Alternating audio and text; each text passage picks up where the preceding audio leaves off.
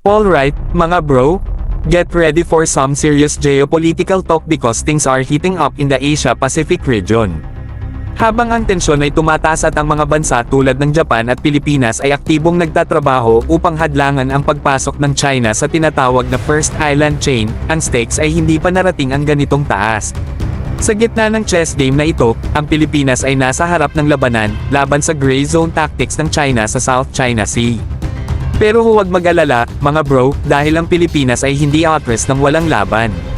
Halimbawa, ang kamakailang pag-deploy ng BrahMos anti-ship missile sa Basco sa Batan Island. Ngayon, iyon ang tinatawag na pagpapadala ng malinaw na mensahe sa mga magiging aggressor.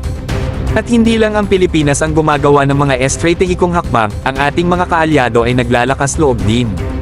Dito pumasok ang Japan na nag-deploy ng anti-ship missile system sa Miyako Strait sa Yonaguni at Miyako Islands, at ang Taiwan na nagpapakita ng kanilang lakas sa pamamagitan ng Changfeng anti-ship missiles. Malinaw na isang nagkakaisang front ang bumubuo upang labanan ang mga ambisyon sa karagatan ng China. Kaya't heto, mga bro, itayo natin ang ating sarili sa harap ng adversidad. Sa mga estratehikong deployments at hindi nagbabagong determinasyon, tayo ay nagpapadala ng malakas na mensahe sa mga nagnanais na hamanin ang ating soberanya, hindi sa aming panahon. Manatili kayong nakatutok habang patuloy tayong naglalayag sa ever-changing waters ng geopolitics, isang hakbang sa bawat pagkakataon.